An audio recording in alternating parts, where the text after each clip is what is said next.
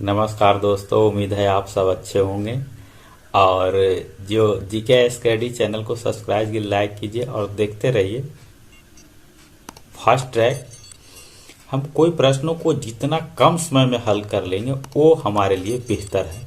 तो कैसे कम समय में हल करें और कैसे उसको उस प्रश्न को समझें कि ज़्यादा हम लोग को आसान लगे।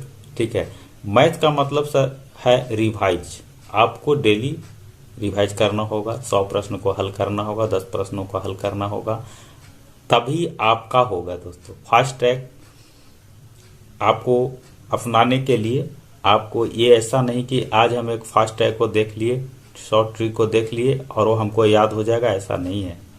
फास्ट ट्रैक शॉर्ट ट्रिक जो है से एक अभ्यास का चीज़ है। जब तक आप अभ्यास नहीं करेंगे जब तक आपका नहीं होगा। चलिए चलते हैं डिजिटल बोर्ड पर और देखते हैं। चलिए डिजिटल बोर्ड पर चलते हैं और एक प्रश्न को समझते हैं शॉर्ट ट्रिक के माध्यम से। इसमें शॉर्ट ट्रिक क्या है उसको समझते हैं, कैसे इसको आसानी से कम समय में फास्ट ट्रैक के साथ हल करेंगे उसको समझना है।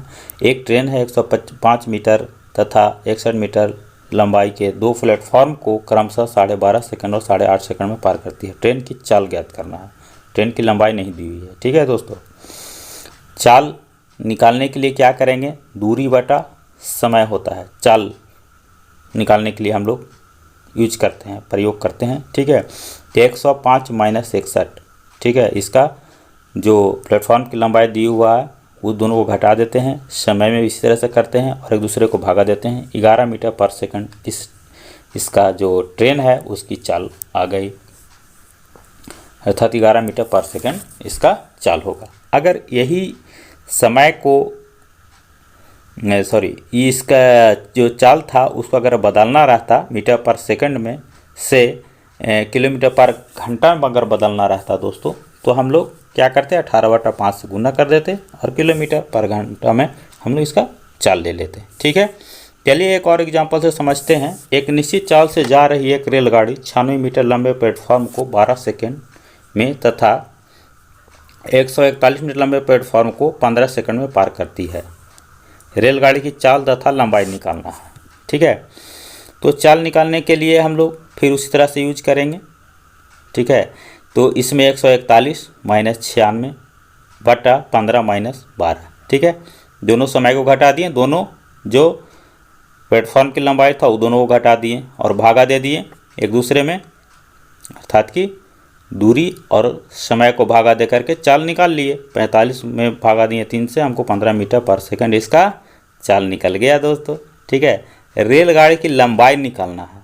ठीक है, तो लंबाई निकालने के लिए हम लोग क्या करते हैं कि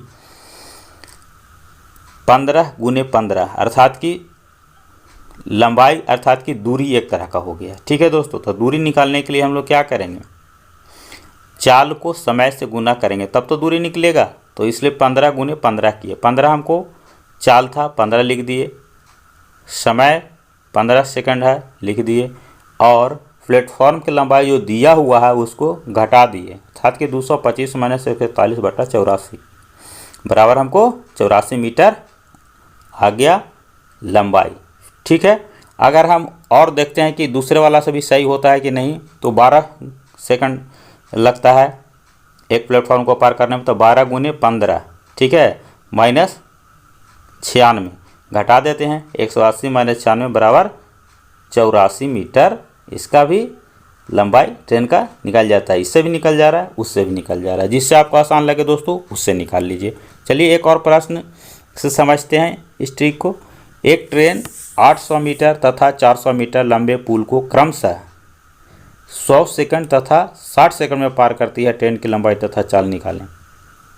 ठीक है, इसमें पुल की लंबाई 800 मीटर है और 400 मीटर है। ठीक है, इसका समय कितना लग रहा है, 100 सेकंड और 60 सेकंड। ठीक है, तो इसको निकालने के लिए हम लोग चाल बराबर लिखते हैं 800 माइनस 400, समय भी उसी तरह से 100 सेकंड माइनस 60 सेकंड, एक दूसरे से भागा देते हैं। 400 बटा 40 बराबर 10 मीटर पर सेकंड इसका भागा देने के बाद आ जाता है, चाल निकल जाता है। ठीक है, अब हम लोग को क्या निकालना है, ट्रेन की लंबाई। ट्रेन की लंबाई के लिए भी उसी तरह से यूज करेंगे। हम लोग को चाल गुने समय लिखना है। तो चाल कितना हो गया दोस्तों 10 और समय इसको कितना लग रहा है 100 सेकंड, ठीक है।